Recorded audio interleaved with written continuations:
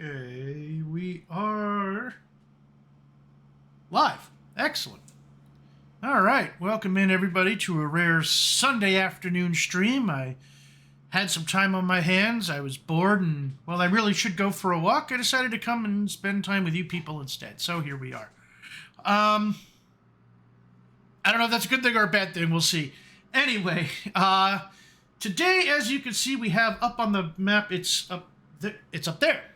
We are going to do a little bit of mountain flying, and actually, let me kind of zoom in on that a little. We can hide that, and then there we go. Oh, nope, that's too much. Okay.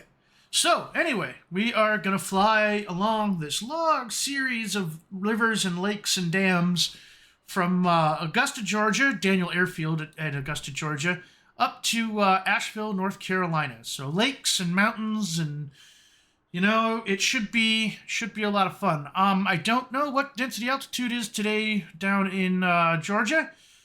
I'm sure it's pretty hot because the news tells me it's just hot everywhere. So, you know, we'll see. Predicting about a 1 hour flight. So let's go ahead and get started with our walk around, shall we? And that would have worked better if I actually had the right window focused. All right, here we are. So let's go ahead and get the tablet up and oh my, it is 86 degrees inside the airplane. Well, let's get some. It's not super hot, or it's not real sunny right now, but I can imagine it will be. So let's go ahead and get those little windows open. And you know what? While we're at it, let's pop the door, remove the gust lock, kill the yokes. All right. Make sure the airplane is still set up the way I want it. Oh gosh, you guys are still looking at Navigraph. I'm sorry. Boop, there we go. Okay. That was interesting. I don't know if anybody saw that, but this originally said that it had 1,000 hours on it, and I'm not quite sure that's the case. But then it switched back to what's correct, so who knows. Let's see. You know what? I actually want to change the amount of fuel. Oops.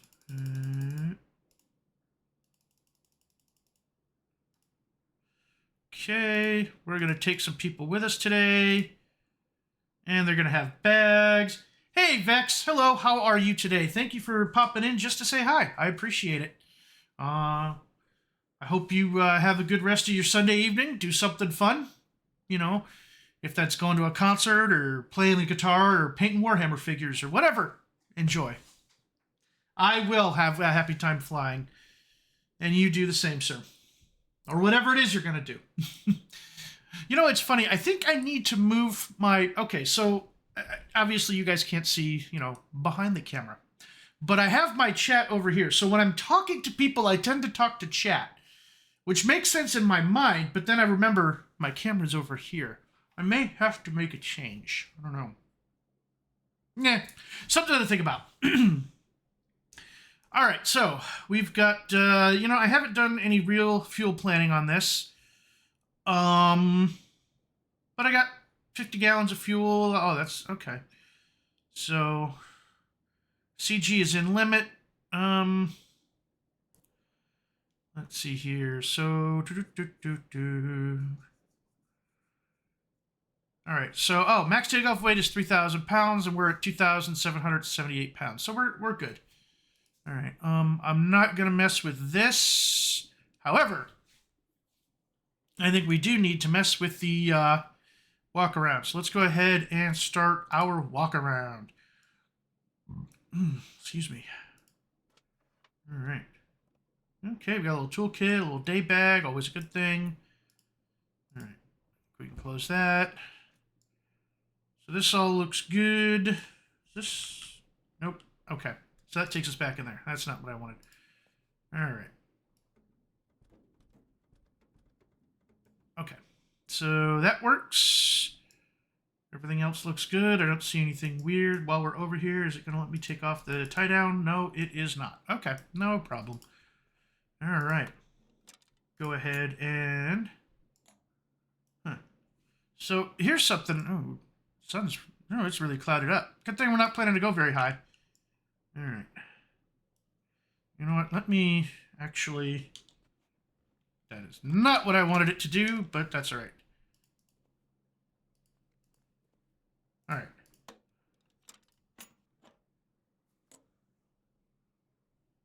Oop, don't want to get too close. But, yep, we can see that there is fuel in there. So, good, good, good. And then go to the next spot and... Okay, I didn't see any water, so let's move on. Yeah, looks... Honestly, the modeling here could be a little bit better, but that's okay. It's still a fantastic airplane. I'm not going to complain. All right. Everything under the wings looks good. We'll go ahead and pull the tie down. And let's move to the next one. All right, we're on top.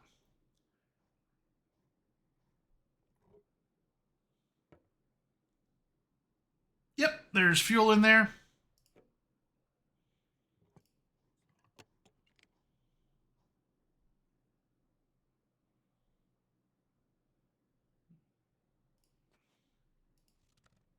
Okay, pull the chock. Everything else looks fine. Yep, nothing weird, nothing leaking. All right. Go ahead and...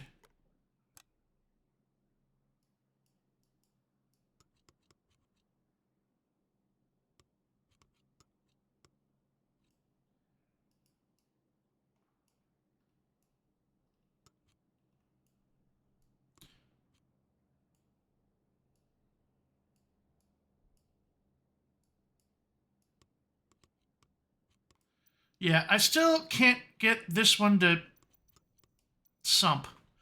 And I don't know why. And it annoys me greatly. All right. Well, let's move on to the next one. All right. Yep. Everything looks good here. Nice MT scimitar prop. All right. Now we're looking at the top. Let's check the hull. All right. So we got not quite 9 quarts, but it looks like it's in good shape. All right. Let's all right, engine. Okay. You know, above 40F, we want SAE 50, and we've got SAE 50 in there. Okay, cool. So we're good there. All right, so let's go back to the walk around. We'll close that. Oh, you know what? I am going to actually add a little bit of oil because we want to be at, well, we wanted to be at 9 quarts, but 10 quarts works. Let's go back to the walk around. God dang it, that is not what I wanted. Oh, hang on. Okay. There we go.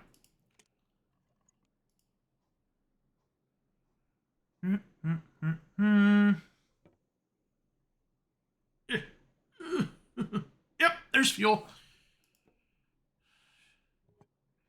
I think there's a way to actually dip the tanks in real life, but I have no idea what it is. Or how that would even work, so I'm not gonna worry about it. Alright, let's go ahead. Oh, we can't get that one yet. Can we get the chalk? We can. And I think they want us under here because there's another...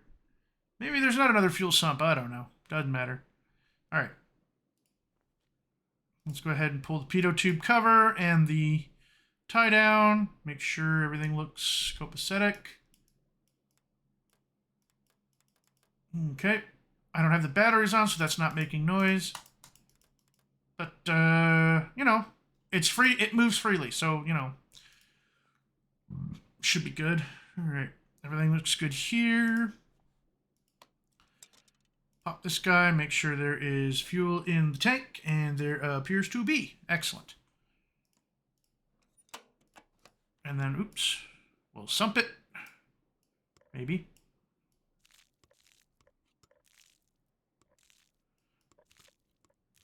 Well, okay, I tried. Yep, free and correct. No, not unable to bang on that. Good, good, good. Static port looks clear. We can go ahead and take that tie down off.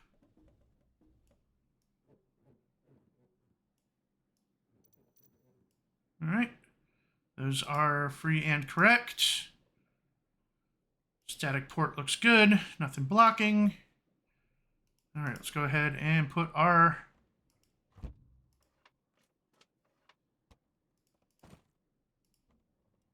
baggage in. Did that change our... It did, and I didn't want that to. Oops, there we go. 50 pounds of bags. It's a day trip. We don't need a whole bunch of stuff, right? Right. That's what I'm going to tell everybody.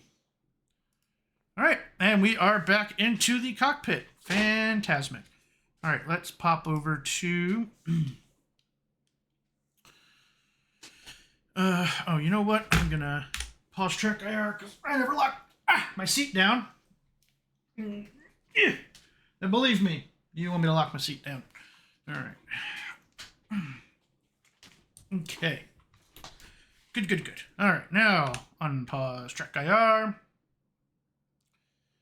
And we want flight info checklists. All right, before engine start, pre-flight complete. Passengers. This is an old plane, so if anything bad happens, you're probably hosed. Sorry, guys.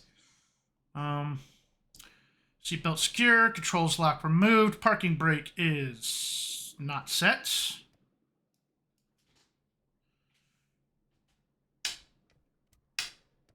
There we go. It should have been set because I'm pretty sure I have cockpit persistence on, but whatever.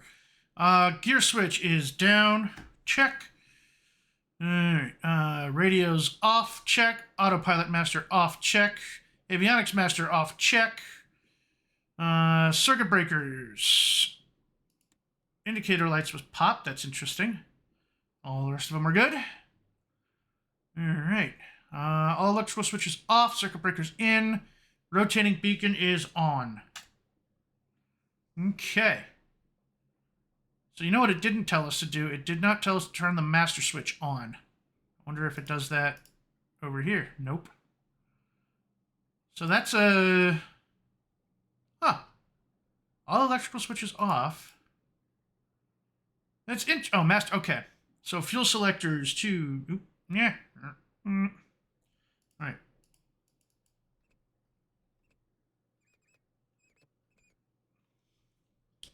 All right, to the mains. Mixture rich. Throttle cracked. Prop full forward. Carb heat off. Master switch is on. Master switch on. All right, so now we can hear the rotating beacon. Fuel pump on. Check for pressure.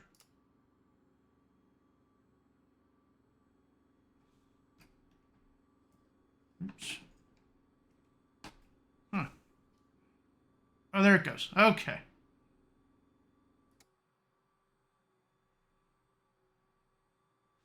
Oh. Yeah, mixture. Okay. I don't know. All right, fuel pump off. It's pretty warm. So we can probably get away with two, well, I guess we're going to do three. Let's go ahead and lock that. All right. Mags to both. And prop area is clear. We'll go ahead and yell anyway. Clear prop. Oh, let's go ahead and get this door. We don't have to get the door locked, but let's go ahead and close it. Otherwise, it's going to get blown back by the, you know, the wind. Not the wind. The prop wash. Prop wash is the word I was looking for. Man, I am kind of a dumbass. You know, I had 3 double shots of coffee today. I think maybe that was too much. I don't know. All right, let's go ahead and starter engage. All right. Still no oil pressure. There it goes. Now we got oil pressure. Fantastic. All right, let's go ahead and lean as required. I'm going to pull it back. And I'm actually going to lower the throttle. Because, well, actually...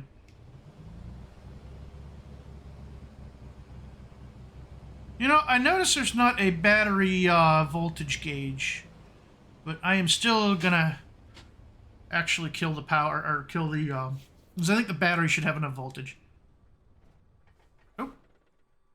Damn it. Jesus Christ! Okay, well that was, unexpected. I don't know what I did. Holy Jesus. Alright, well, I guess we're gonna have to go ahead and get the... Alright, let's pull everything back to cut off.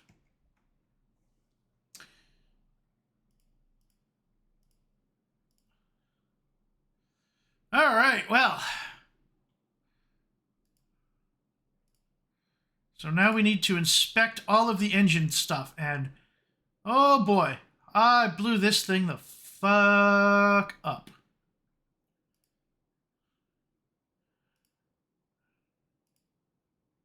The starter is shot and completely failed. It should be replaced, yes.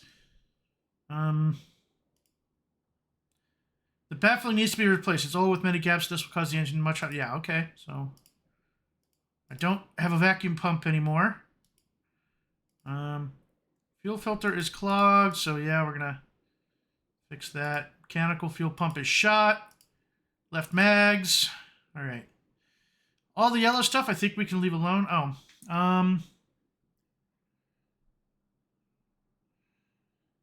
you know what? Let's go ahead and overhaul the engine.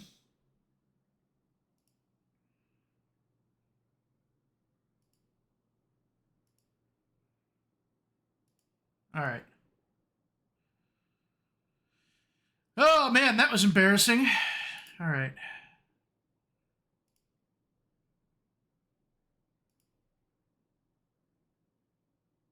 Did we charge? I'm confused.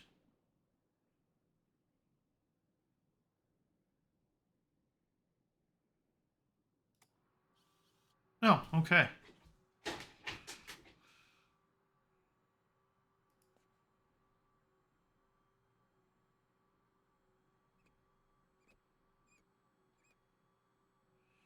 All right, let's do an abbreviated.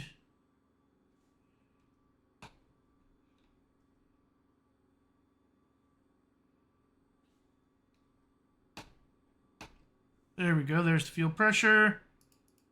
Turn that guy off. All right. All right. Mixture's full rich. Crack the throttle.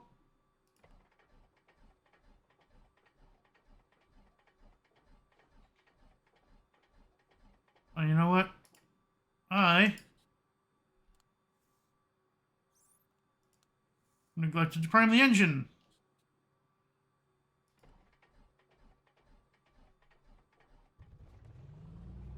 All right, and she's caught. Okay, so that was embarrassing. I'm gonna pull the throttle back a little bit. Prop can stay full forward. Mixture stay. Well, let's pull the mix back a little bit. All right, are we okay? So we are charging the battery, so that's good. All right, and let's go ahead and get our strobe on so people know that the what you call it is running. Let's get our avionics bus on.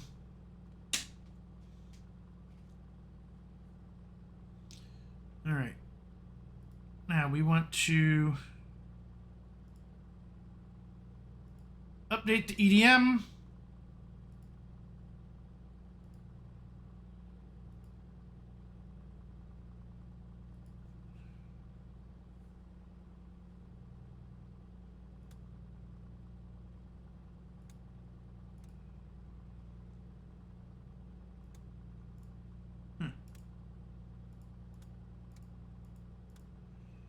Okay. Oh, that's for the ox tanks. Okay. So, cool. We are not burning off the ox tanks at the moment, so I don't care.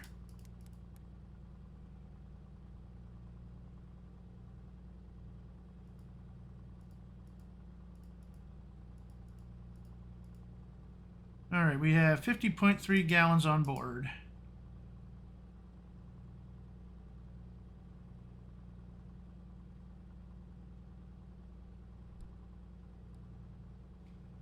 All right, so let's go ahead and put in our flight plan. So we're gonna go fuel point flight plan.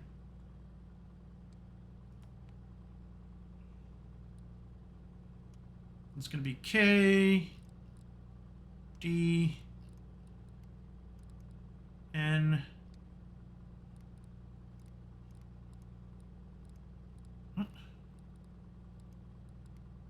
Okay, that was odd. KDNL, enter. Wait, what?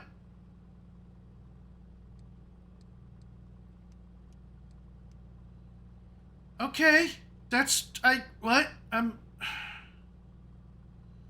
don't know. All right, so next we're gonna go to IRQ, which is Collier for some reason.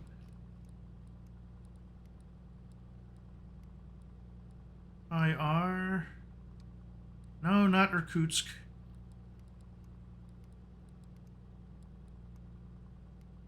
Collier VOR. Enter. Enter. Okay, I don't know what the hell I've done to this flight plan.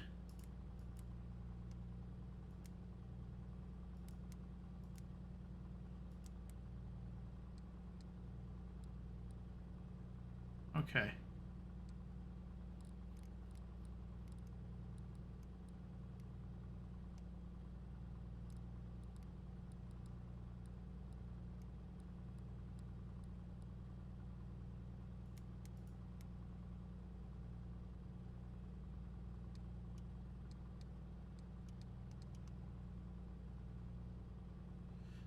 Okay, would somebody please explain to me what the hell I've done to this flight plan? Because I don't actually understand. Alright, well, let's just...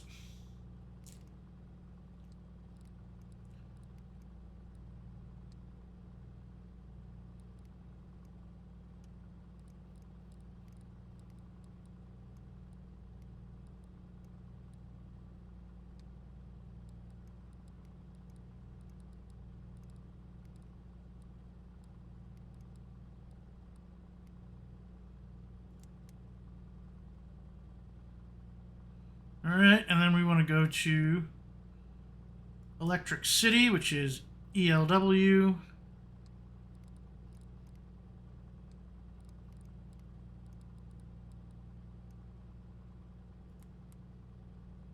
And then Sunit.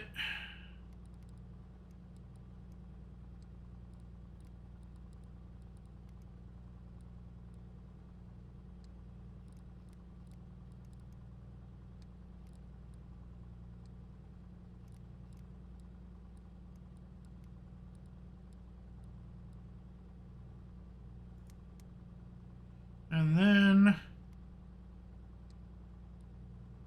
AVL.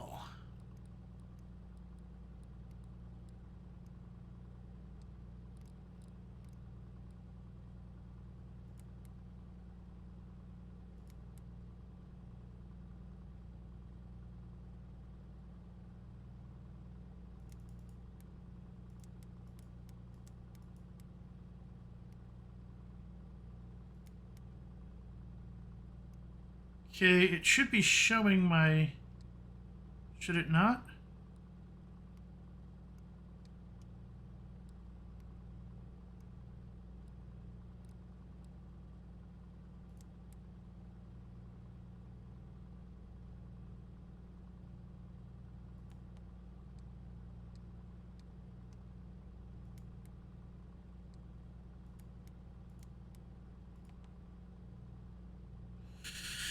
Okay, I'm very confused. I tell you what I am going to do, though, is IRQ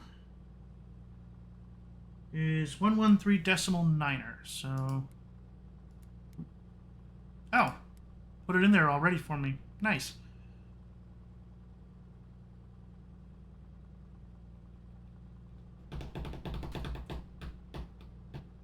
All right, the other thing I need to do is, and I noticed this the last time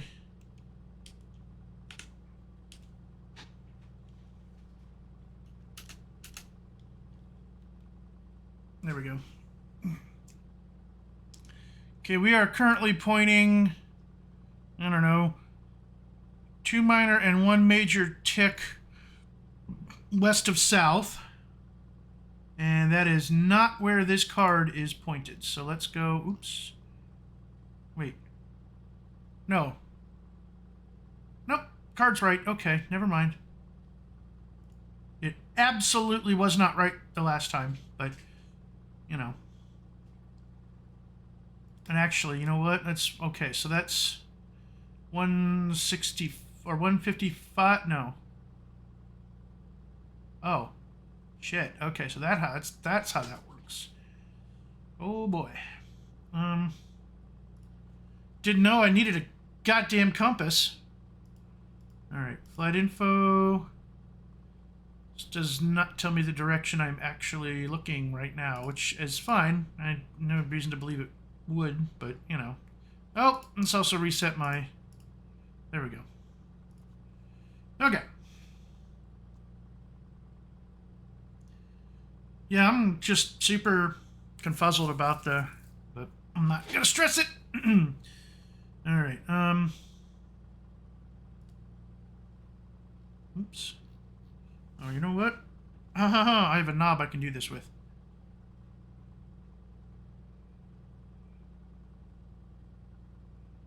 All right, let's go ahead and I'm going to call Navigraph back up. And we are going to... Oops, that's not what I wanted. That's what I wanted. We're going to brief our departure. All right, so... I forget what it told me the wind is right now. Actually, yeah, let's check that first. Turn that off? I can't turn that off. Okay. Weather. That's not really what I wanted, but, airports? Yeah, okay. Weather is currently wind calm. Okay, cool. So, let's go back to... Oops. Let's turn off weather, hide that. And... why are we not showing up?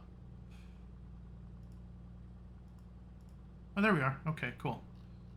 All right, so we are there. So let's go ahead and just take runway 23, which is 230. And I'm going to turn the heading bug to 230. All right, cool. 230-ish. Okay. Let's actually change the VLOC or the CDI to VLOC. All right, and verify the barometer.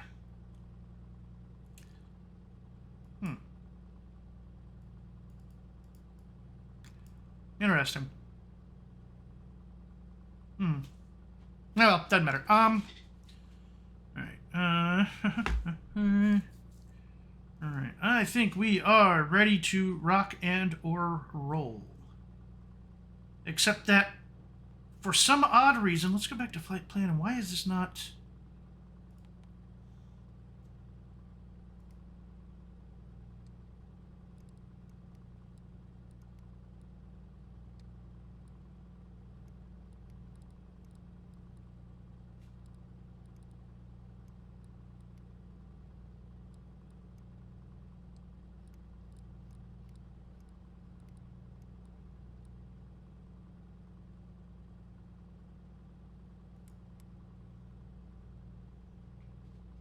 Okay.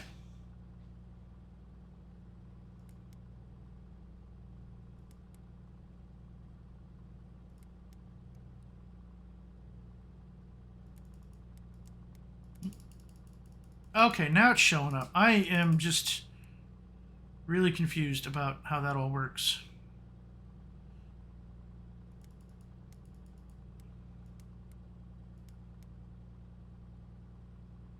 All right, so our desired track is 344, not whatever the hell I have it on here. So let's move that to 344. There's 345 and back one. Cool. Okay. Groovy, baby, groovy. All right. Oh, let's. All right.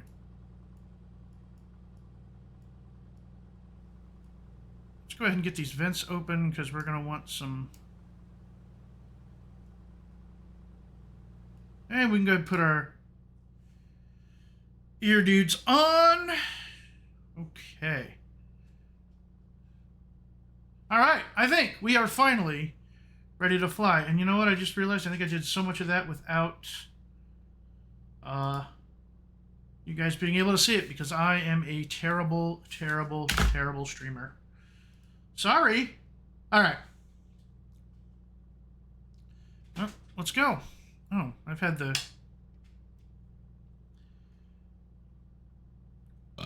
excuse me.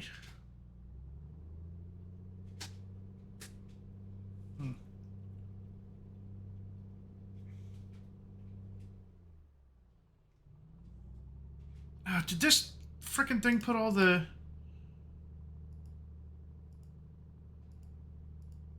Well, yes, it did. Okay.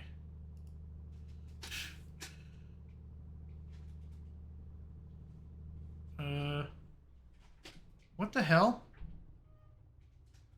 Okay. I can see the... What? Don't tell me I broke the damn, Oh,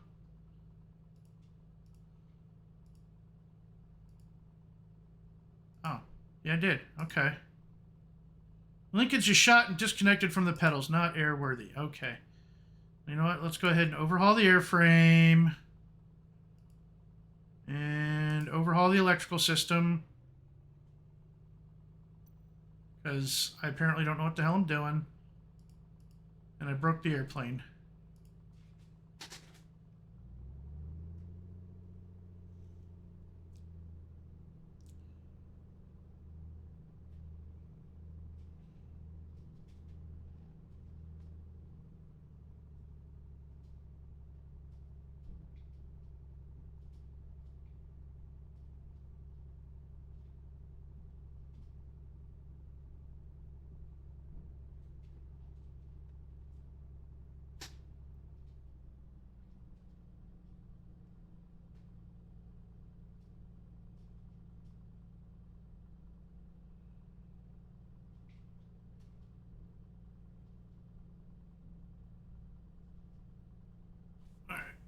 Looking at my iPad here. Oh, yeah, I got... Okay.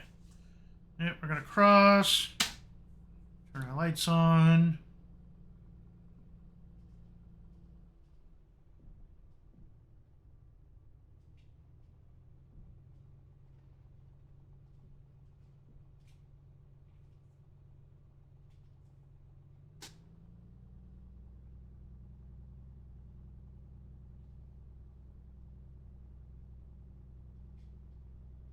All right, we are going to do a run-up on the runway because that's how I feel like doing it today.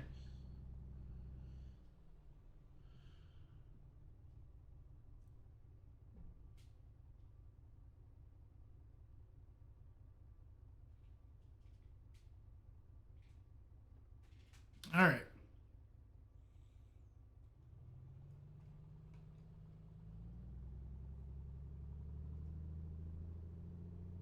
All right, so we're going to get our RPM up to 2,000. And we're going to exercise the prop. We're going to make sure the oil pressure drops so we get plenty of oil into that system. And we want to make sure that the prop recovers its speed.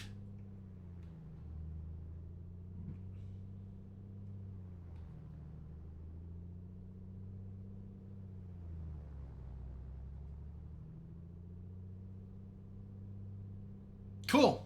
All right, let's check carb heat, make sure it works. Yep, good. And the mags.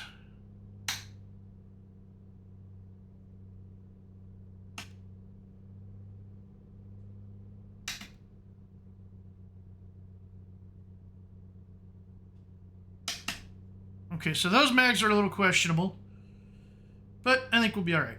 So let's go ahead and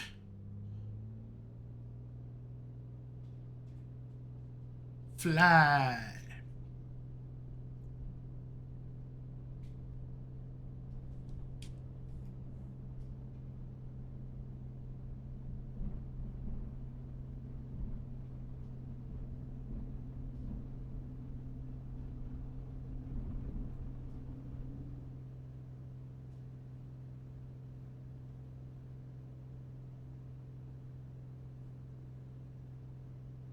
All right. Positive rate, gear up.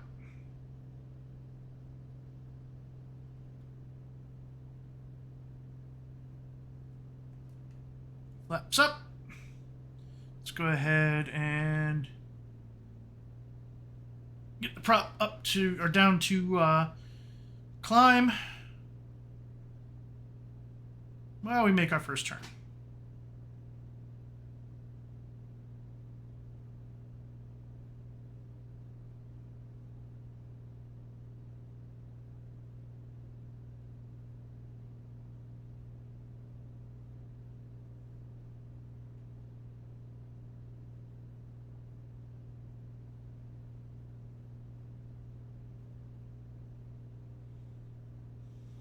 Alright, so this is going to be a low and slow kind of flight.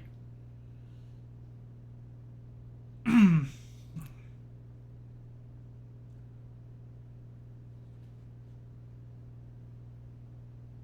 think I'm actually gonna...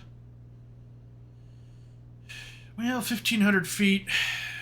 Probably enough for now. So let's go ahead and get the autopilot on. And I am going to actually go ahead and engage... Oh, wait, I have to have a... So let's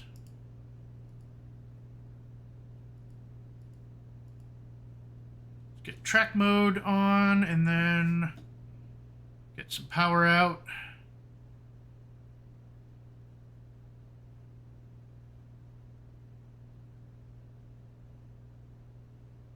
Because we do actually want to descend. Back down. Well, actually, no. You know what? 2,500 feet, I think, is where I want it.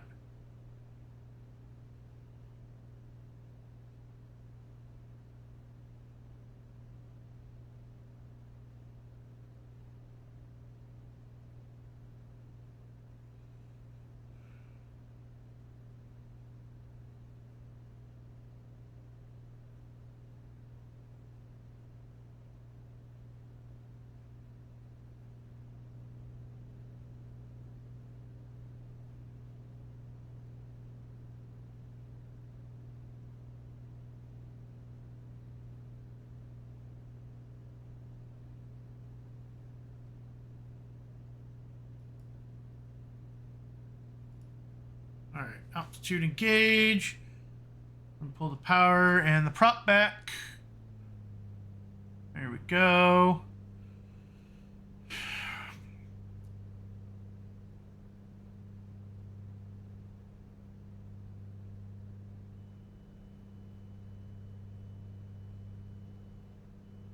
Oh, okay. Wants me to trim the nose down.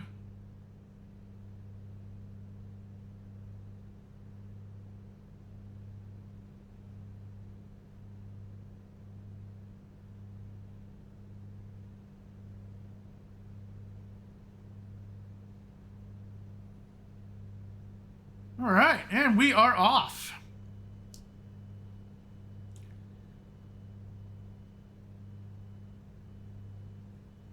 Nope.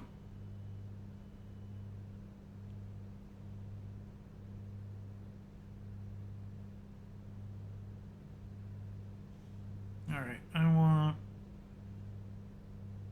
2,000 RPM and 60% horsepower for cruise. And then we are going to try to... Did I put the flaps up? Yeah, I did put flaps. Okay. Whew. Excuse me. Excuse me again. All right. All right. Now I want... Yeah, now we want to lean this bad boy, so we want to find the lowest cylinder head temp. Or no, we want... Sorry, no, cylinder head temps are going to go up. And then we want...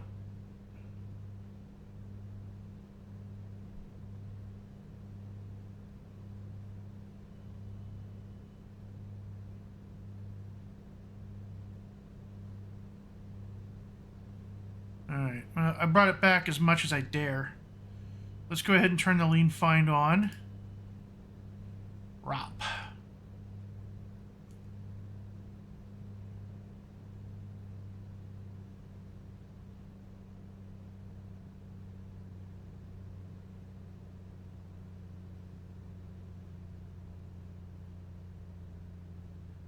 Okay, EGT is going down. We want it to go up.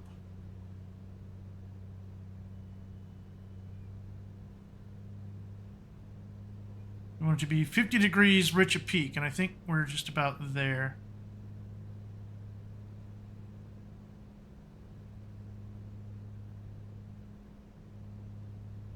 Yeah, I don't know what the hell we're doing with this. Okay.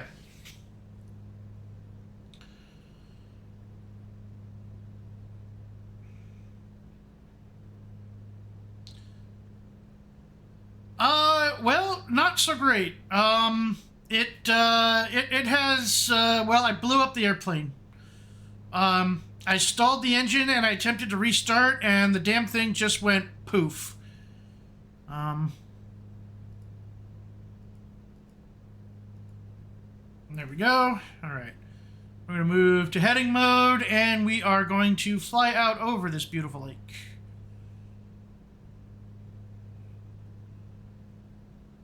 But other than, you know, once I got past that, it's been pretty smooth. I'm not complaining. Still struggling to understand how to lean this thing because it doesn't lean the way I'm used to on other planes where you just use the exhaust gas temperature and you know, peak it out and then draw it back 50 degrees with the mix, but you know,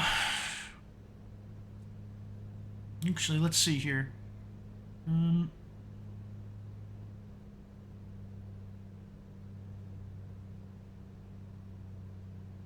Yeah, it's not moving very much. It's what I don't quite understand. Oh. Might help if I were using the right damn lever. Alright. Okay, so... Yeah, let's just leave it there.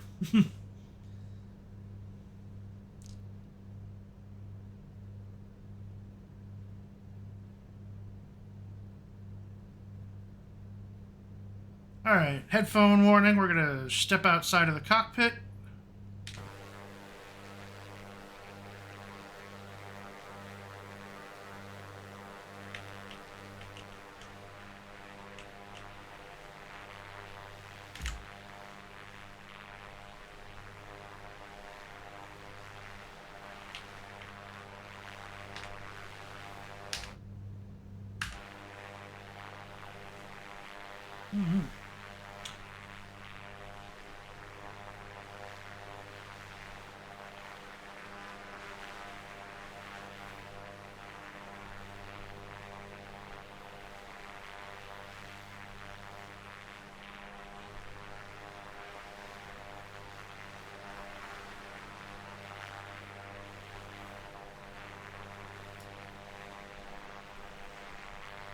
All right. Well, so here we are over the lovely lakes of around the South Carolina Georgia border. We just left Augusta Regional Airport. Actually, not Augusta Regional Airport.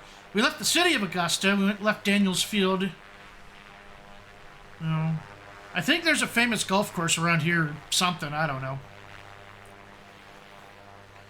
Golf's not really my thing, if I'm honest. Let's kick our heading bug over a little bit. We are flying on autopilot. Slightly different autopilot. If you've watched my last stream where we worked on that a little bit. It's interesting, but it works.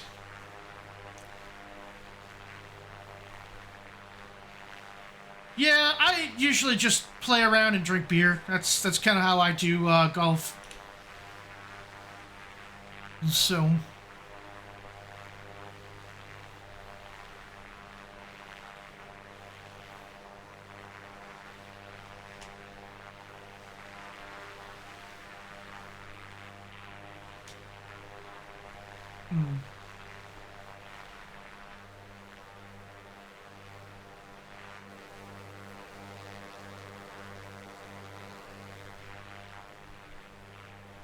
But it's certainly a lovely day out for a nice low flight over the lakes.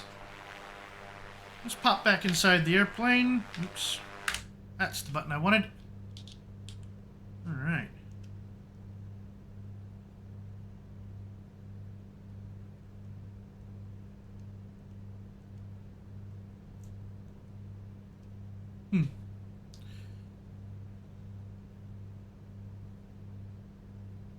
All right.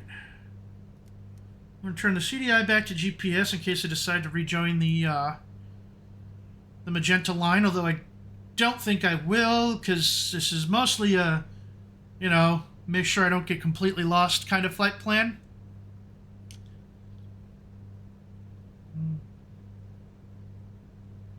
Okay, so we are getting a little bit of wind. It is moving the airplane, buffeting the airplane a little bit. And I don't know what this is showing. I wish it wouldn't do that. Here we go. Okay. Hey, JM, how are you, sir? How are things from the other side of the world? Hope you are doing well. Hope you're 3D printing all of the things. Dark and cold. It is winter there, yeah. So, funny story. I don't know if I've told you this. I probably have, but so when I was in Australia about 15 years ago, God, it seems like forever ago now. So we were going to be there in July and August. And I left from Japan, and I'm thinking, okay, Japan, July and August, it's hot. Right? So I packed all summer clothes and like one pair of jeans, just in case, right?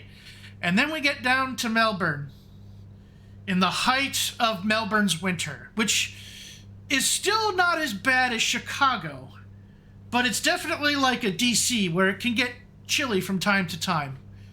Now, I know the Queenslanders always say that, it's the Siberian tundra down there, but, is what it is. Yeah, I know, rookie mistake. And, usually I was better than that, but I don't know. I had never crossed the equator before, so, what did I know?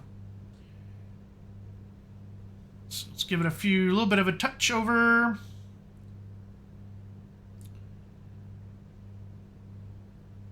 Yeah, well, I didn't have to worry about fitting all my stuff into a suitcase. So there was that. Yeah, but do the Australians have things in American sizes? I don't know. I didn't buy any clothes while I was there. Like I said, I also didn't have to worry about stuffing everything into one suitcase for an airplane, as I was going by ship. So, whatever didn't fit in my locker, I could put in the sea bag locker. So that's something, at least. And, yeah. So, JM, have you gotten the Comanche yet, or are you still doing them tubes? You know what? We actually did go to a Target, JM. We did go. We saw a Target and we thought, oh man, Target. We have to see if this is like American Target. I mean, of course it was. It was a Target. So, you know, there's that. And no, it did not. Oop. And now we're struggling a little bit on the, but we've recovered. Okay. How long was the boat ride? It was not 100 days. It was, so we stopped in Tonga, in Tongatapu, which is the capital. And that was like, that was a 5-day stop. And then we went to Nomea in New Caledonia, and that was a 4-day stop. And then we went to Brisbane. Oh man, I am loving this airplane, JM. Absolutely loving it. I did manage to blow it up earlier, so if you look back in the VOD in like the first, I don't know, 20 minutes or so, I literally blew the airplane to bits. Not proud of that. Not sure what I did. Anyway, so back to my journey to Australia. We left Yokosuka, oh gosh, in mid-June, and we got to Brisbane in, I don't know, about 3 weeks later, 4 weeks later. So, I can't remember. I think we stopped in Guam on the way down too. But, I mean, stopping in Guam, it's like going to the gas station. I mean, that's literally what we were in Guam for, was to stop for diesel fuel. So, turns out it's really hard to get 250,000 gallons of diesel fuel when you're in Nuku'alofa. So, okay, we're getting a little bit of motion here, a little bit of movement. Plane's bouncing around. Could be because we're flying between land and water. Could be just thermals lighting up the sky. Actually, you know what? I don't know if I've ever done that. Show 3D thermals. Oh yeah, we're hitting thermals. How on earth do they charge when refueling? You mean, like, how do we pay for the gasoline? Or for the diesel? Honest to God, I have no idea, JM. I'm assuming they just cut them a check drawn on the United States Treasury. But I honestly, I don't know. That was never really my worry. The dispersing officer might flip out the credit card, yeah. Honestly, no. So we use what's called a husbanding agent, and so there's somebody that the ship contract, or really with the Navy contracts with, in each port to handle all that stuff for us. So, all right. So okay, looks like the plane is bouncing a little bit when we hit these thermals. That's kind of cool. So yeah, anyway, so the husbanding agent pays for whatever in local currency, however they want it. And then, all right, well, you know, enjoy Toledo. Said no one ever. Oh, so it looks like we are bouncing a bit when we hit these thermals. That's pretty cool.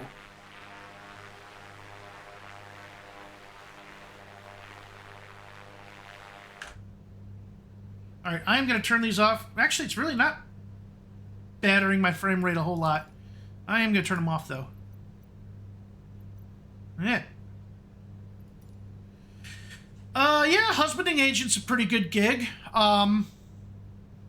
So there was this guy called Fat Albert, and one of the supply officers from one of my ships, I'm not going to say his name on air, although he, you know, I mean, it's public record. He actually did 3 years in a federal prison because Fat Albert was bribing supply officers all across the United States Pacific Fleet. And so they were steering contracts to him, and then, you know, getting kickbacks, usually in the form of prostitutes and hotel rooms, but sometimes in cash. And I will say, this particular lieutenant, nobody was surprised when he got arrested and pled guilty. Not even a little bit.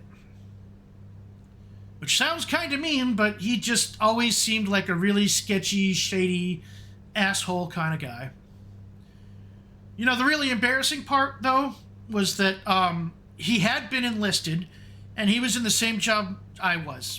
He was an electronics tech before he went supply officer, and it's like, you know, it kind of you feel like it kind of reflects badly on your community when a guy like this does what he did. It's just, you know, I don't know.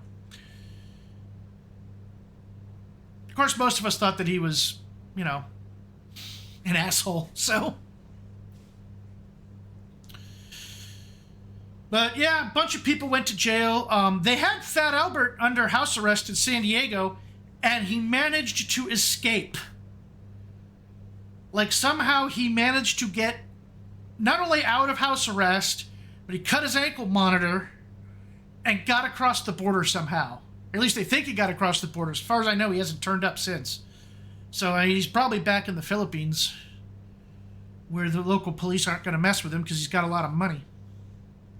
I could be wrong. I certainly don't want to paint anything with a broad brush. So maybe he's not in the Philippines. I don't know. Anyway, dude was an asshole.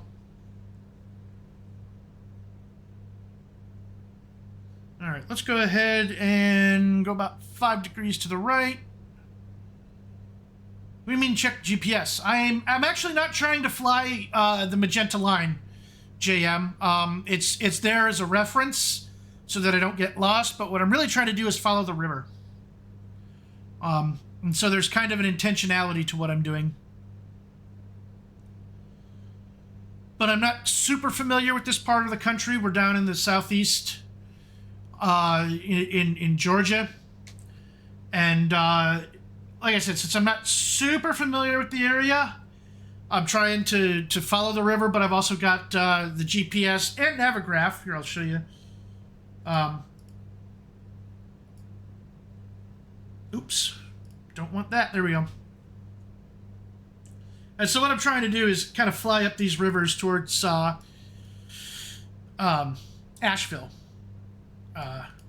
And so, like I said, there's a little bit of an intentionality to not following the line. You know. And there we go. So anyway, that's, you know, where we're at on that. But man, this is a fantastic airplane. Let's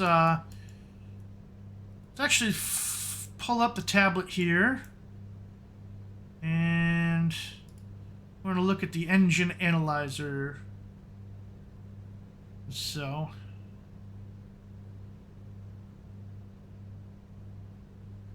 Okay. I'm trying to remember. Yeah, I don't fly in VR because my doodad's not quite hip enough. But all right. So I'm not super sure what this is trying to tell me, but I wonder if I pull the carb heat out a little bit. Let's see what happens. Okay, carburetor air temperature goes up. Oh, and then it starts to turn yellow. Okay, well, that makes sense. But of course, I lose power because I'm putting less dense air in there. But it doesn't say that I'm icing, so I think, you know, we're good. Not sure if that tells me that I'm putting out black smoke. I don't think I am. Let's actually check the airplane right quick.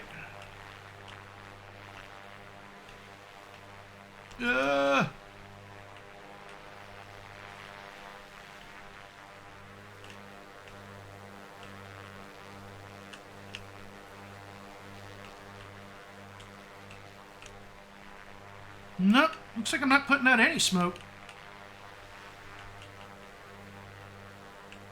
Ah, wrong button. So I'm using the keyboard for this because I don't have a Sexbox controller. I don't even see any heat coming out of there. Huh.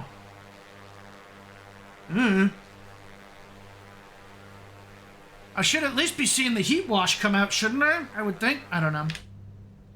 I don't know. But anyway, that all appears to be doing its thing. The electric system doing its thing.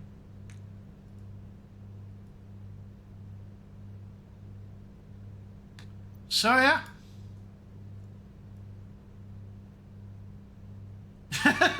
Yeah, you definitely got to be careful. Make sure you're leaning out, because otherwise you're gonna have a bad time. Although you know what, I found that also with the WB Sim 172X mod, the Skyhawk improvement mod. Hey, Crotchety Coder, how are you, my friend? Turn a little bit more to the north, follow this river. So you know, it's really cool when you can when they're simulating this stuff. You know, where you got to pay attention to the engine. Crotchety, I didn't for a long time. I didn't know if there would be another DC stream. But I had some personal life stuff going on. Don't really want to talk about it. It's nothing bad. Just made it difficult for me to do stuff for a while. Yeah, the JPL 152 is also a good one.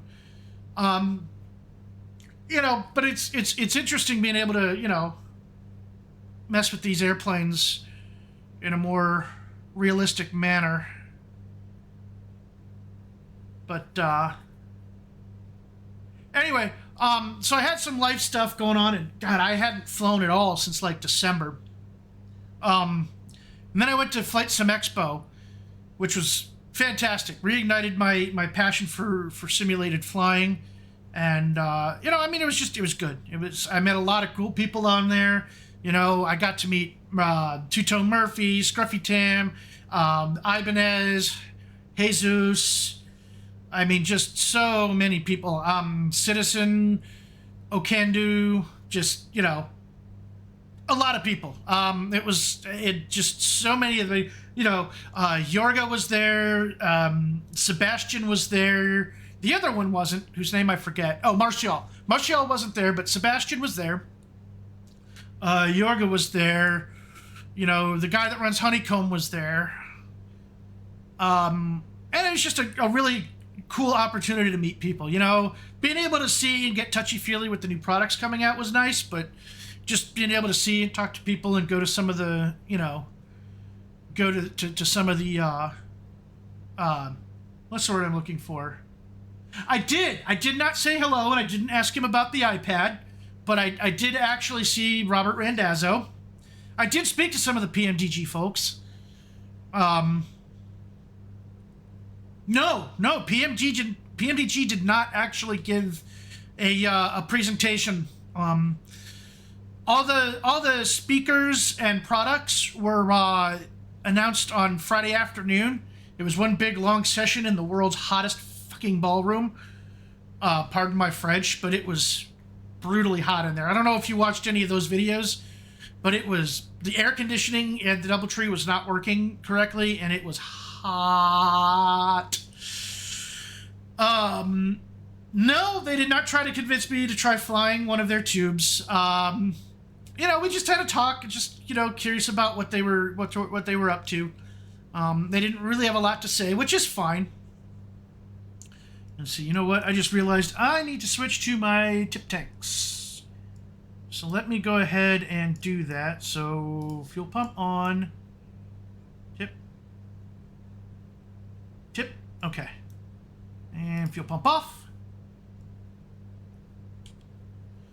So, we'll go a few more degrees to the right. But, I did talk to Nico from Flight FX. That guy is super cool. Went to his seminar about the business of flight simulation, and I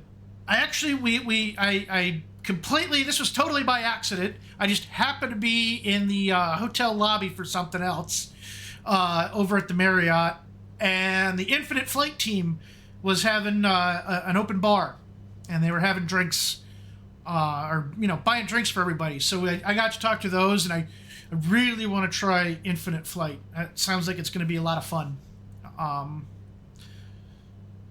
It sounds like it is a lot of fun. It's a really cool platform, so I've got to check it out. Oh, and there we go. The autopilot wanted me to pitch the nose down some more, so I can do that. So yeah, probably going to end up trying infinite flight. Oh, one of the other things I asked the Navigraph guys about, because they were there, and there was about 20 of them there, which was insane. There's about 20 of them there, and I asked them, I was like, look, I don't know if this is even legal. There's a good chance that it's not, but is there any way I can connect the internal iPad GPS, because I have, you know, if I could get it off of here without breaking everything. Right, I have, oh, pfft. Really? Okay. Well, AI is pretending my iPad doesn't exist, so go figure. But I swear it's an iPad. You know, and so I asked him, I was like, hey, is there any way I can connect the internal iPad GPS to my, to Navigraph? And, you know, he said, well, you know, here's the thing, is a lot of folks have asked for it. You know, and the reason I would want to is obviously not to fly with, but it'd be fun while I'm traveling in an airplane to be able to, you know, to do that, you know, just to see where I'm going, see the charts, that sort of thing, you know, without having to purchase ForeFlight. Yeah, I think it's, and apparently I'm not the first person to have it, because the dev that I talked to said, oh yeah, people have asked for it, and we have to be really careful that people are not going to try and use it to actually navigate in an airplane, right? Because, you know, they don't guarantee the accuracy of the data, and that's one of the reasons it's cheap, right? It's one of the reasons they could do it for the price they've given. And you know, and the other side of that is, if, you know, people started using it for that, the Jeppesen folks, you know, they might cancel their agreement with Navigraph, and I could see why, because they'd be losing out on money, and I totally understand. And so anyway, that's where I'm at on that, or that's where they're at on that. But it would be super cool, I think. I think it would be very cool. So I guess the thing to really do is write some software that you can run on a laptop or an Arduino or something, right? Put them on the same Wi-Fi network, and so you can fake the SimConnect outputs. I don't know, maybe. That sounds like a lot of work, although it also sounds like it's kind of something I want to do. We'll see. All right. All right, so we are passing the Electric City VOR in Anderson, I don't know which Carolina, one of them. Actually, we're going to turn about 10 degrees to the right again. We want to go a little bit east of north. Oh. You know, if you're going to look around with your headset, you should probably turn it on. Yeah, we want to go, I think, off in that direction. So we actually want some more deflection. Yep, that's definitely the way we want to go. All right.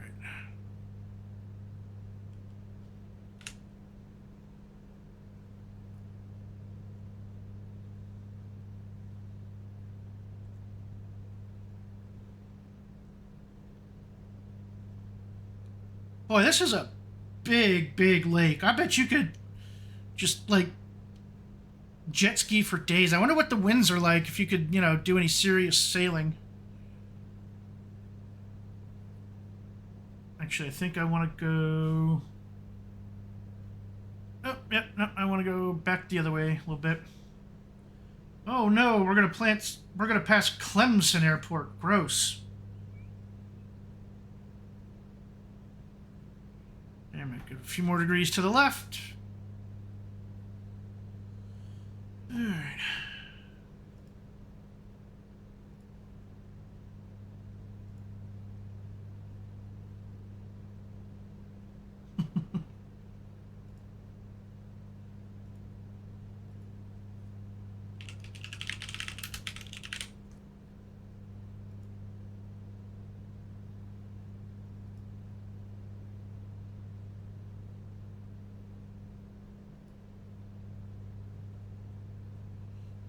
So, okay, Jan, if you're still around, curious, you're talking about Blender.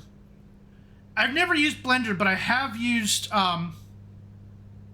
SolidWorks, and I'm wondering if it's the concepts are kind of similar. I don't know. Any thoughts on that? If you're still around, if you're not, that's okay too.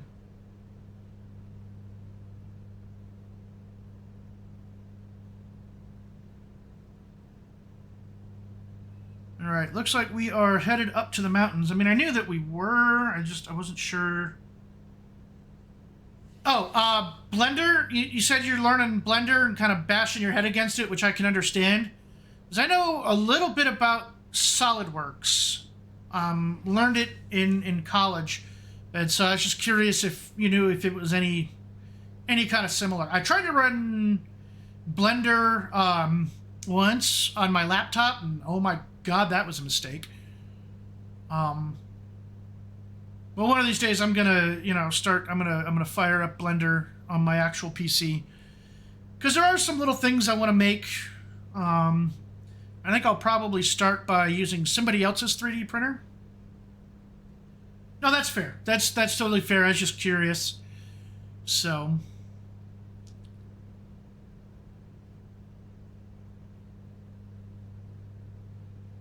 Okay, I did not know that. I will have to.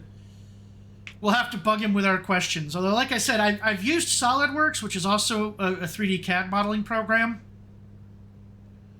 So, I imagine, and watching videos of it, like on Cloud42's channel, YouTube channel, it looks like a lot of the concepts are similar. You draw a surface, and then you can extrude, and you can cut, and, So, yeah, it probably is.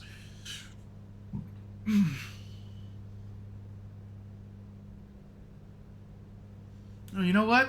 I never turned the transponder on. I am a terrible person.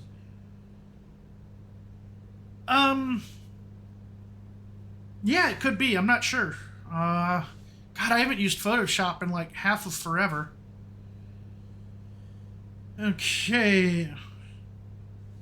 Now, one of the things I absolutely do not like about this autopilot, and really any autopilot that doesn't have this, there is no altitude preselector. So, I'm going to have to disengage the altitude, apply some power,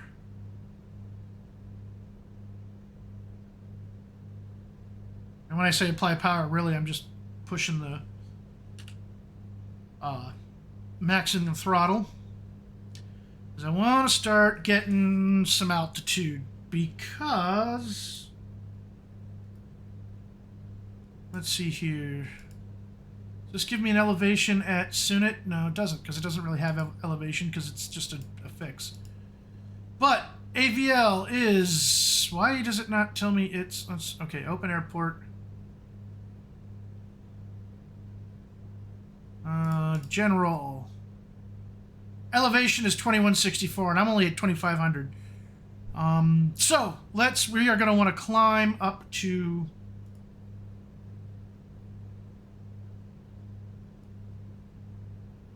We are going to want to climb up to. I think 3500 should get us. You know what? Let me check Sky Vector. All right. Yeah, 3,500 should be good. The minimum safe altitude in that quadrant is actually between 4,800 and 6,800, according to Sky Vector, but... Oi! Climb, dickhead!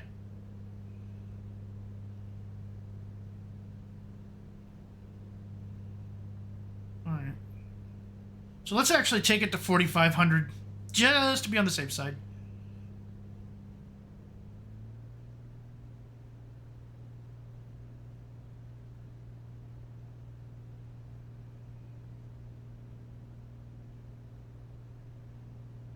I don't actually mind being slower. I just want it to... Oh, you know what? I wonder what the cockpit temperature is, because we've had the vents open this whole time. Oh, 74 degrees and falling. Yeah, that's comfortable. We're going to leave that alone.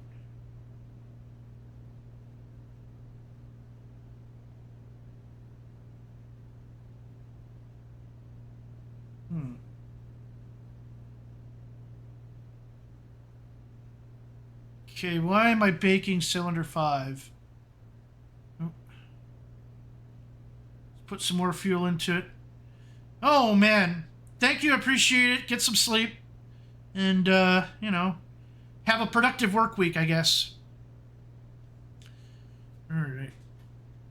Houston, we may have a problem. Because I'm baking cylinder 5 and I don't know why. Let's... Okay. Huh. Alright, well... That's fine. We're still going to keep climbing up to 4,500.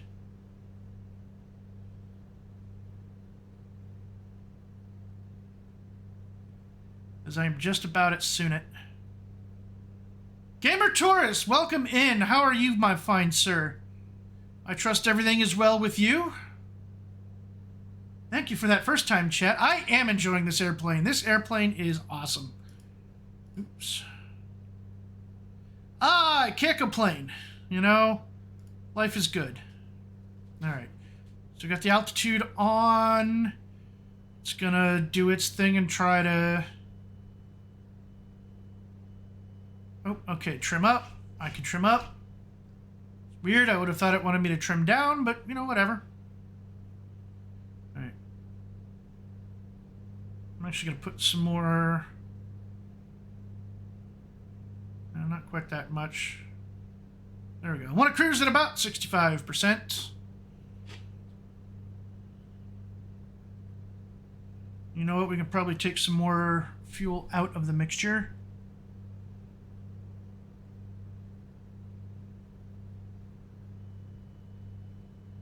Oh, and oh, yeah, down. Oh, we're getting up into the clouds a little bit. Okay, well, that's all right, because you know what? I can fly through clouds. I can't fly through mountains. So we are going to fly up to about this lake here, and then we're going to turn to the right towards... No, I don't think it's fogging up the cockpit. I mean, it might be. Let's hop outside real quick and check. Well, you know, well, I don't know. Maybe it was, maybe it wasn't. I'm not real sure. Oh, we want me to nose down. So I've actually got these vents open all the way. So back, it's real subtle, but you can hear it. All right.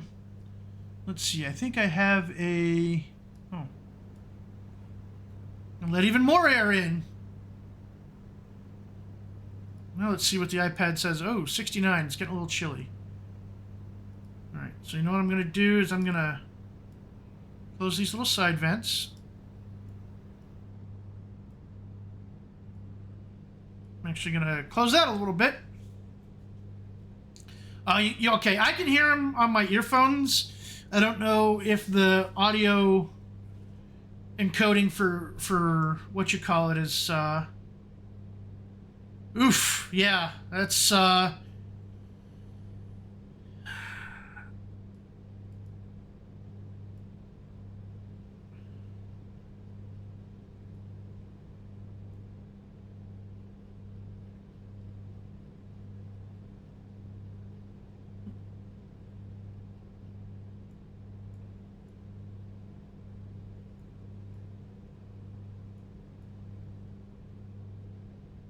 there we go. Only 80% humidity, huh? That's, although I guess that's pretty high for your area, wouldn't it? I got, you know, that's an 80% humidity day when it's that hot would be like really nice here. You know, it could be 30 degrees and 100% humidity, and that would be totally normal for this time of year. So, but I mean, at least you could go to the beach, right? I mean, you're not too far from it, I don't think. Maybe. I don't want to completely dox you.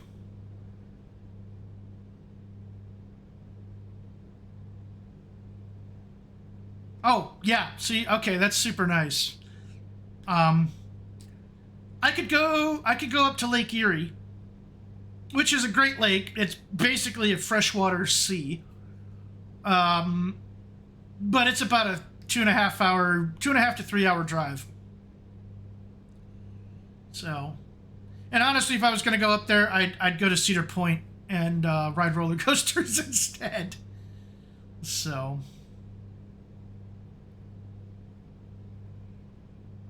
I tell you what, though, it is pretty down here. I'm not 100% sure what the name of that lake is, but it looks like a lot of fun. All right, we are definitely getting into the clouds here, which is okay.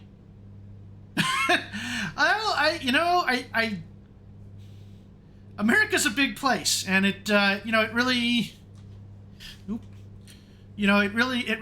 surprises some people. But here's the thing, right? And this is, I think it's found to be a truism, is that 100 miles in the 100 miles in Europe is a long way, and 100 years in the United States is a long time. And I imagine a place like Israel, 1,000 years is barely a long time. So,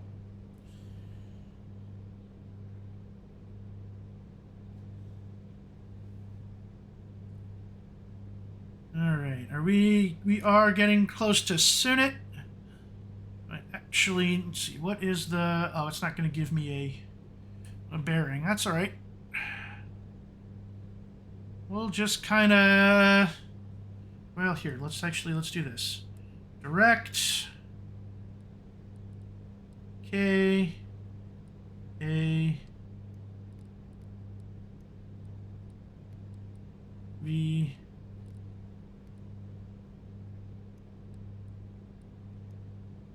L, enter, enter, and then let's turn our to track mode.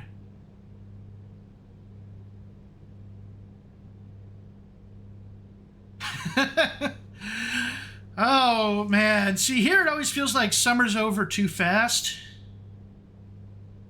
Well, no, really what it is the spring and the fall on either side of it is too fast. And it always seems like we go from, 30 degrees centigrade outside temperature to like, -10 in the space of a month. I do find the autopilot easy to use now that I understand it. It was kind of confusing at first, if I'm honest. But, I managed to get the hang of it. So, all right, let's go ahead and brief our arrival. We want, okay, weather is 18 at 4. Actually, if I go to flight plan, no, maybe. Oh, I thought it would show me the... Oh, there it goes. Okay, so... Yeah, I want runway 17, it looks like. Oh, we're going to actually approach it from about that direction. Cool. All right.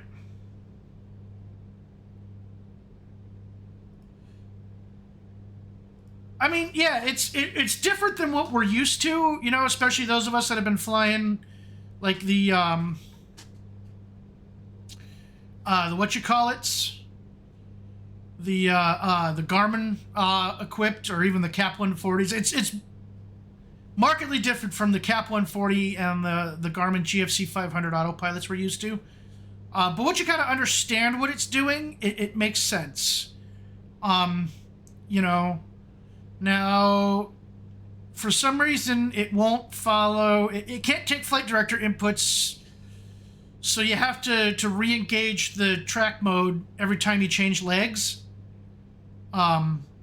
on the GPS. But, you know,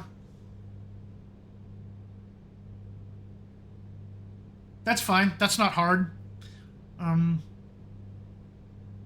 You know, hey, at least unlike the Arrow, this has an actual altitude hold. You know, it doesn't have an altitude pre-selector, which would be nice. But I'll take what I can get, right?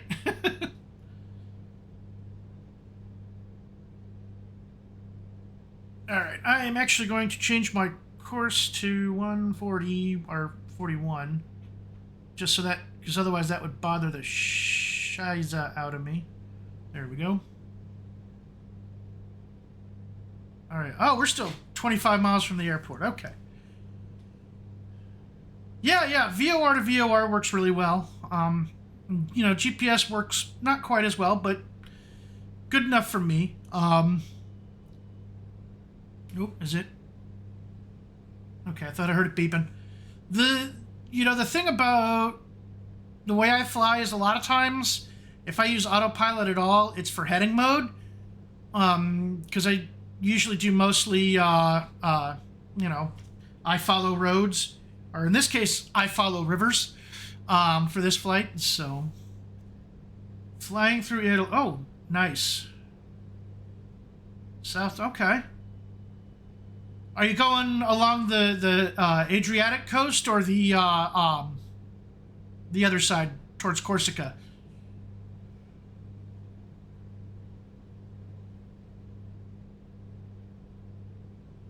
West Coast. Okay. So like Naples and Rome and that side. Cool. It is absolutely beautiful there. And I kind of want to go back. I kind of want to go to Croatia, because that area is gorgeous too.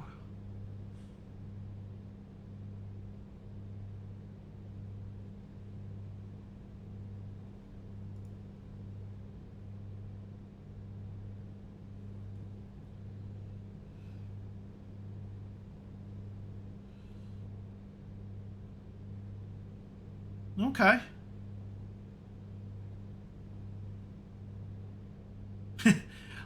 You know, I don't know. I was, you know. Oh, that's right, because the new world update is going to be, what is it? Eastern Central Europe, I think he called it. Slarty Bar! It has been a long time. All is well, yes. I know I was away from the whole community for a good long while. Just a lot of personal stuff going on. Nothing serious, just really wasn't either able or desirous of flying. But you know, I went to Flight Sim Expo because it was already paid for. So, and I could cancel neither my hotel room nor my flight, so I decided to go. And I tell you what, that really rekindled my my passion for flight simulation. So that's, you know, so I don't know if I'm back, but I'm definitely going to try and stream more often. I'm going to get to an actual schedule. So, but yeah, okay. Hungary, Bosnia, Croatia, Czechia, Slovakia. And I think he said they're doing Sarajevo and Prague and Budapest. Well, unfortunately, having a real job does sort of impact taking that particular time slot. So unfortunately, probably not.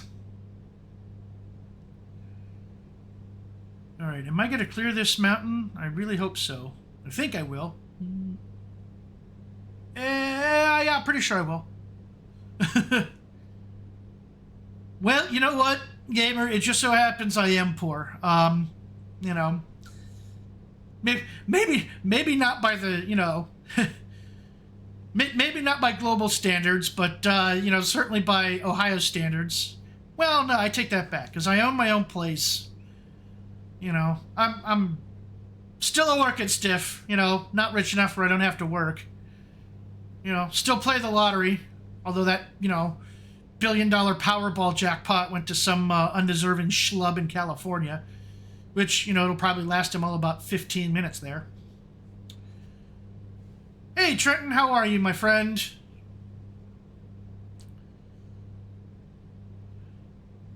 Let's see, is that an airport down there? I think that's an airport down there. Okay, interesting. Looking at my... Oh, yeah. Okay, that's Broad River Airport. Or possibly 0A7. Probably Broad River. Looking at my map. I can't complain, Just spending a lazy Sunday afternoon flying up, the rivers in South Carolina. Let's see here. I want to turn Navigraph on real quick. So, yeah, looks like that is 3 November Romeo 3, which is Transylvania Community Airport in Brevard, North Carolina. That's vampiric.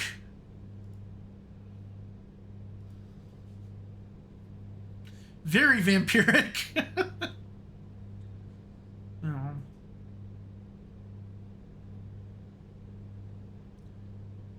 So not quite a coast to mountains trip, but it was a lot flatter down in Augusta. Now we're coming up here to Asheville, North Carolina. Which is... Never been to Asheville. I've been to Charlotte. Charlotte's nice. I've spent some time in North Georgia and Western North Carolina and Eastern Tennessee. And let me tell you, it is absolutely gorgeous out here. So, interesting story. The place where they did the aircraft reactor experiment was north of Atlanta, and that whole area is a public park now. It does have some places you can't go because, there's dangerous materials that are kind of stored there. Ideally, they wouldn't be, but, we don't have a place to store high-level nuclear waste, so we just kind of leave it. But that's getting a little too far into politics, and we don't want to do that, right? It's a nice, happy afternoon. Weather's great. Plane is... Let me pause track IR. So the plane is not quite bouncing around, but it's... Huh. It's a lot more stable than I thought it would be. Let's actually turn on the oh, see, now it's bouncing a little bit.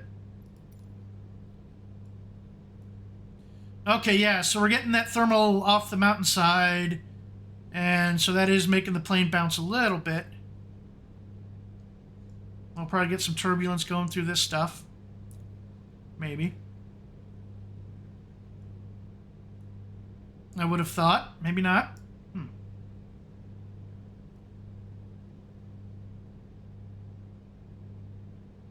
Well, that's disappointing.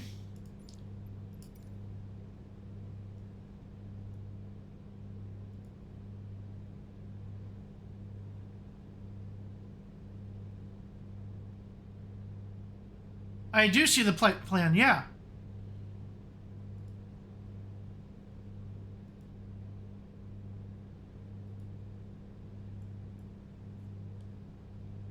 All right. Oh, we are 3 miles from Asheville. So I need to start thinking about... Actually, when I clicked it, it brought up the navlog for this current flight that I'm on. So that's weird. Now we're getting some turbulence.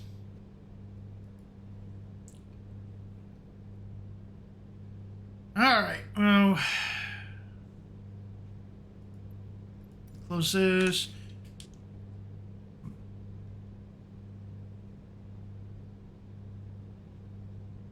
You know what? It's probably a cookie thing.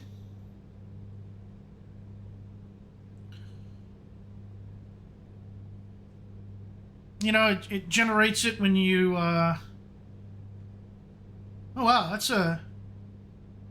that's quite the route.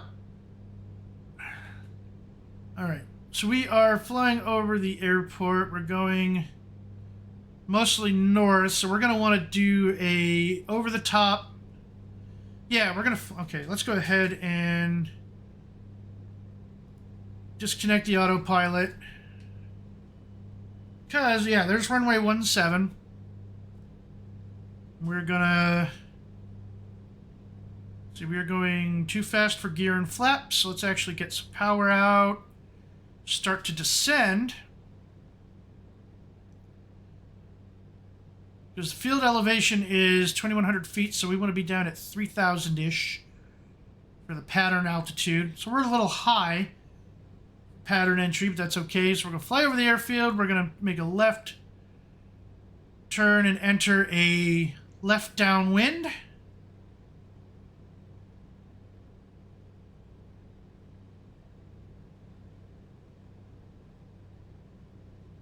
And actually, all right, 167 is where I want my heading to be. Ooh. Down, boy, down. All right, so that's 170, 1, 2, 3. Okay. Oh, not that much down though. It's about 5 knots from the south. Or from the north, rather.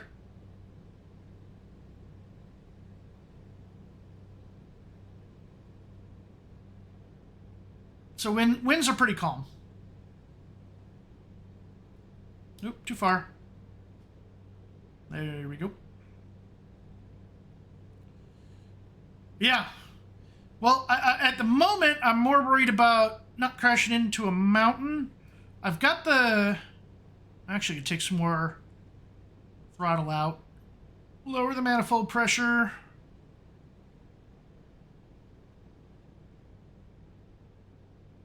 Because I'll slow down once I level out. And then I can start getting the wheels down and the flaps down. Don't usually bother with it. Probably should, you're right. We'll go ahead and turn that on. I'm going to go prop full forward. Mixture full rich. Alright, we are...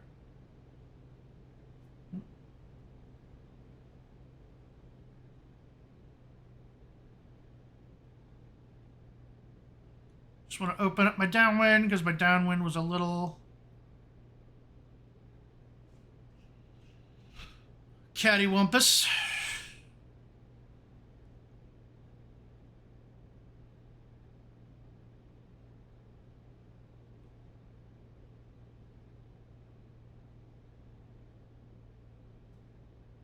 Alright, let's go ahead and turn on to a 5-mile final.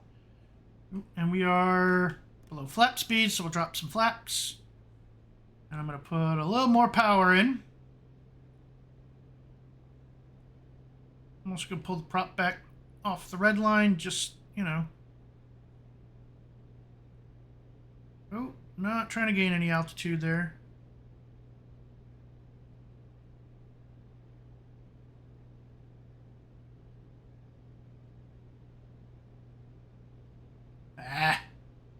Didn't turn tight enough. Got to get better about making those 2-minute turns.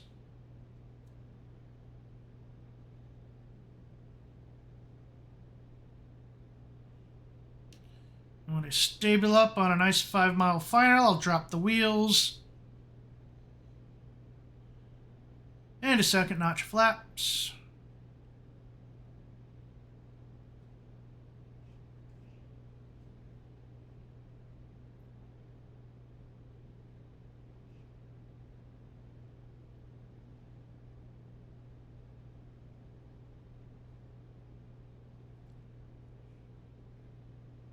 Alright, Asheville traffic.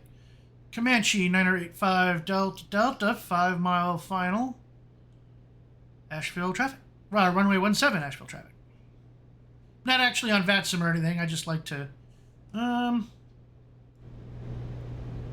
Is that better?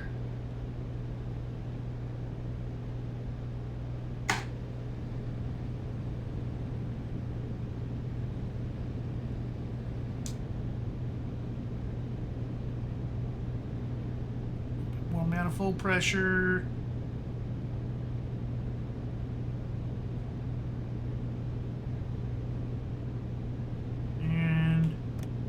One more notch flat. Let's trim the nose up.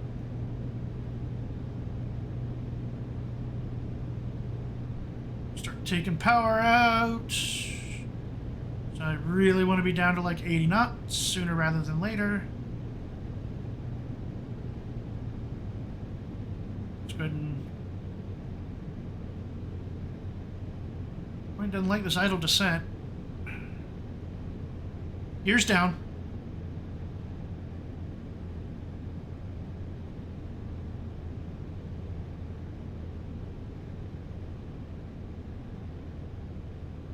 Hey, Muttley, I am doing well, sir. How are you?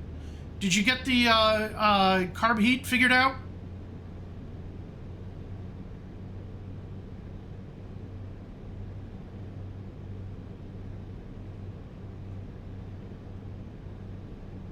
Also, thank you for that first time chat. I appreciate it.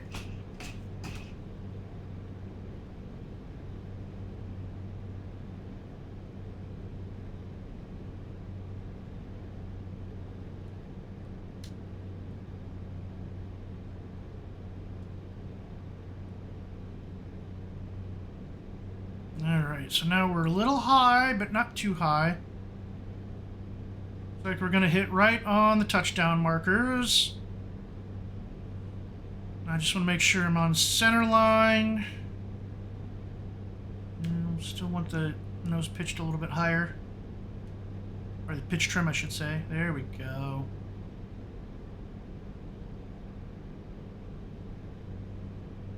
Awesome, awesome. Glad I could help.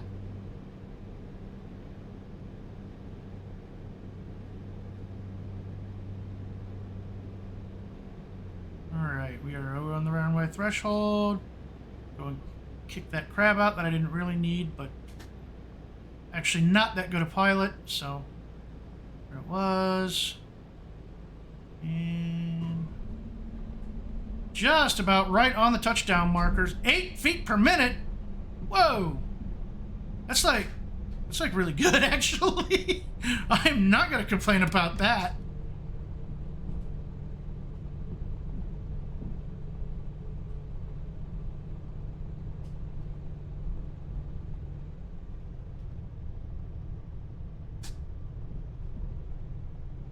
Alright, go ahead and... hope I could turn off and taxi over top that closed runway. Or, oh, wait, is that not... Huh. Okay, Navigraph shows a taxiway there, but, Flight Sim does not.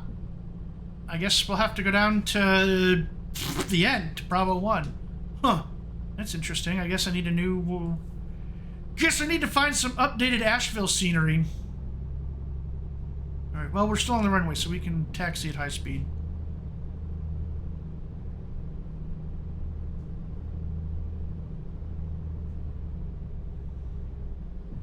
Oh, this says I landed on a taxiway. Huh. Well, that's not true. I'm guessing they made some changes here at Asheville, and it's time to update the all scenery. That's alright.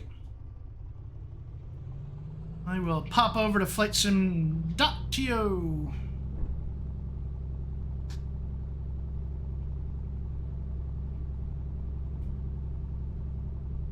Alright,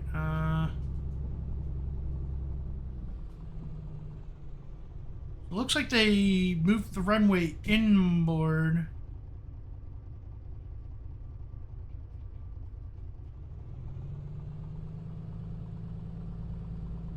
I'm not sure what you mean by the battery and fuel switches.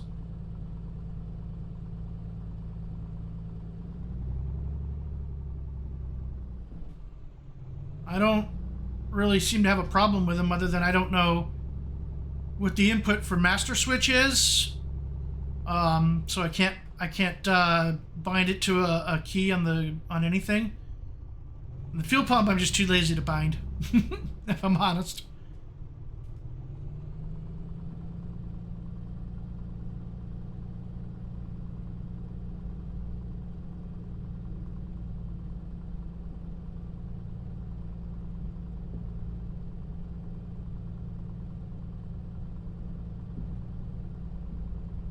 All right, have a good one, gamer. I appreciate it.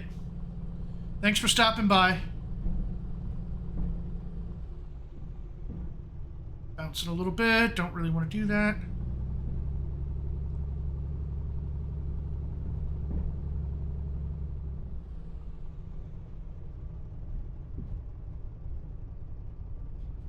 Oh my, what's Harbor Air doing here?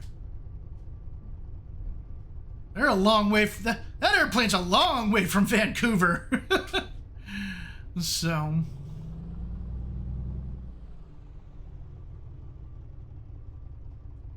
oh really? Okay. Huh.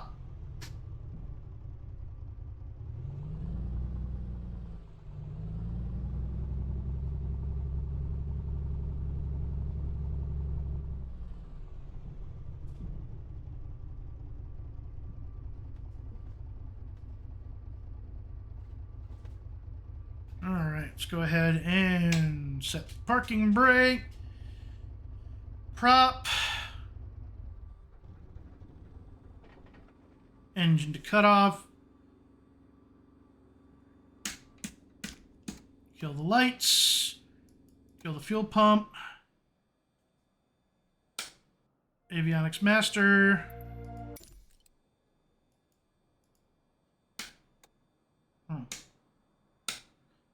Okay. Apparently killing the battery actually does do something. All right, mags off. Let's go ahead and chucks, tie down, and pitot cover, and gust lock.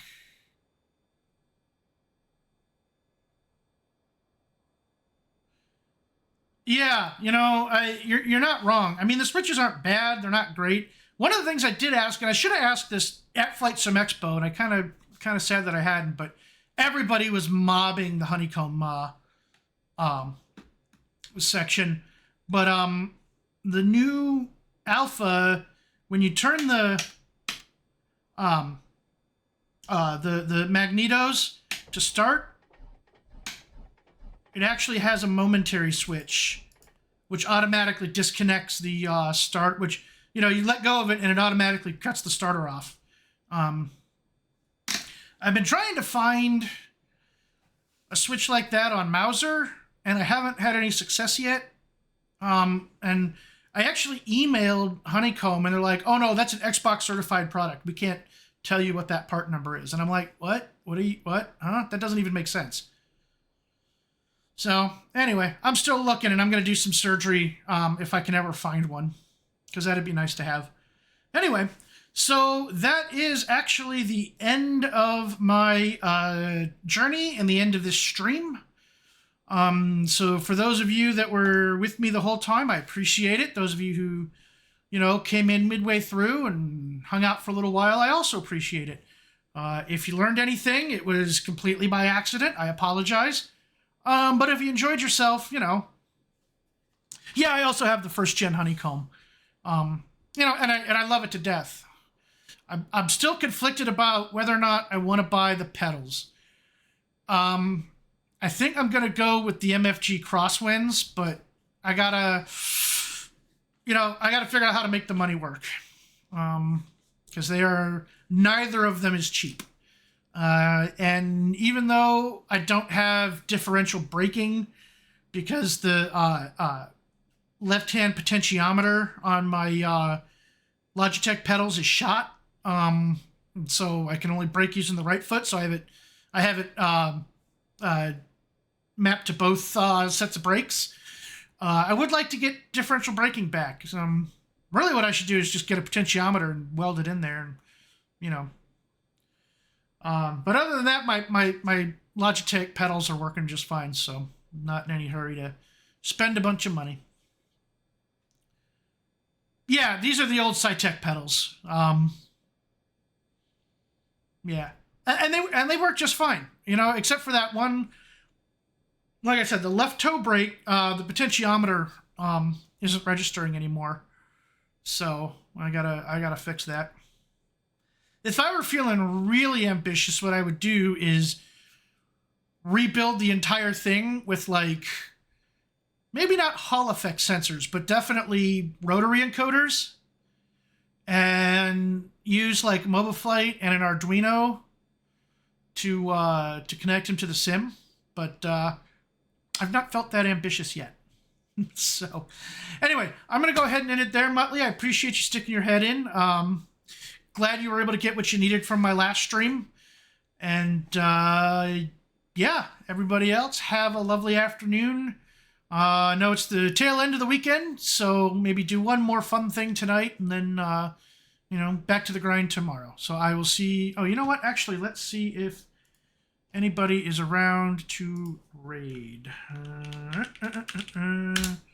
Twitch.tv. Let's see here. Splasher 6 is in a B-17. Iceman is... I don't even know. Let's see here.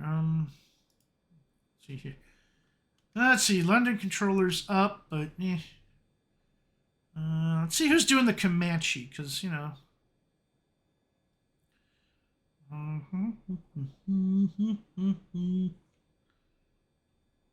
Well, oh, there we go.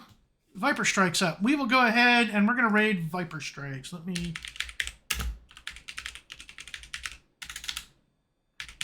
Glad to be back, Mr. 90. I am glad to be back. Unfortunately, you popped in right at the very end.